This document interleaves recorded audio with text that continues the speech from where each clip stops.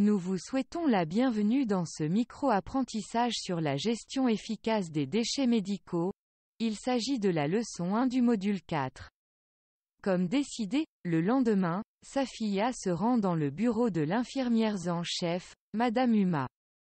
Pour commencer, Uma décide de lui apprendre les différents mécanismes de réduction des déchets. Comprenons ce que Safiya a appris.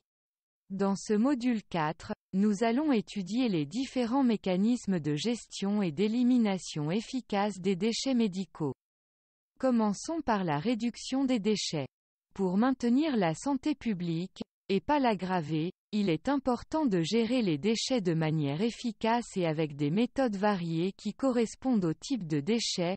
Un ordre de préférence, appelé hiérarchie des déchets, résume la méthode la plus souhaitable suivie dans la plupart des établissements de santé. La hiérarchie de la gestion des déchets est largement basée sur le concept des 3 R, c'est-à-dire réduire, réutiliser et recycler, et concerne de manière générale l'utilisation durable des ressources. La priorité devrait être de minimiser la quantité de flux de déchets, suivie d'une élimination et d'un traitement sûr pour atténuer les impacts sur la santé publique. Commençons par le haut de cette hiérarchie, c'est-à-dire la minimisation des déchets. La minimisation des déchets fait référence aux pratiques de réduction des déchets menées par le personnel médical afin d'utiliser moins de ressources et de réduire l'apport au flux de déchets. Bien que la minimisation des déchets soit surtout pratiquée sur les sites où les déchets sont générés, elle peut également être appliquée aux stratégies d'achat et de contrôle des stocks.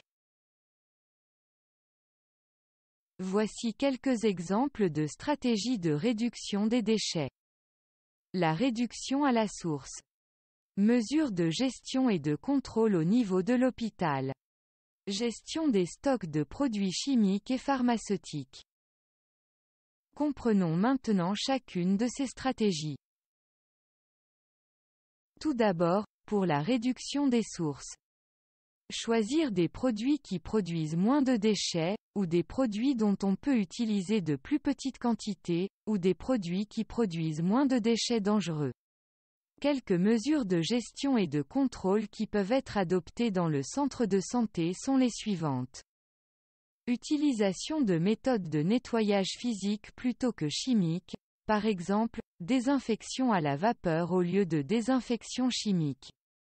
Prévenir le gaspillage de produits, par exemple, au cours des activités de soins et de nettoyage. Acheter des produits chimiques dangereux par un système centralisé. Contrôler la quantité de produits chimiques utilisés dans l'établissement de santé. La gestion des stocks permet aux centres de santé de vérifier qu'ils n'accumulent pas de produits spécifiques, ce qui se transformerait en gaspillage. Certaines des stratégies sont les suivantes. Commander des quantités relativement faibles plutôt que de grandes quantités en une fois pour réduire les déchets. Utiliser d'abord le lot le plus ancien d'un produit dans le cas de produits chimiques ou de fournitures qui n'ont pas de date de péremption.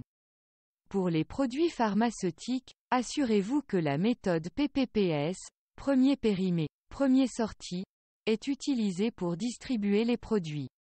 Vérifiez la date de péremption de tous les produits lors de la livraison, et refusez d'accepter des produits périmés d'un fournisseur. La réduction des déchets bénéficie aux producteurs des déchets de diverses manières, centres de santé, pharmacies, laboratoires, etc. Les coûts liés aux achats de produits et au traitement et à l'élimination des déchets sont réduits. Les activités liées à l'élimination des déchets dangereux sont réduites.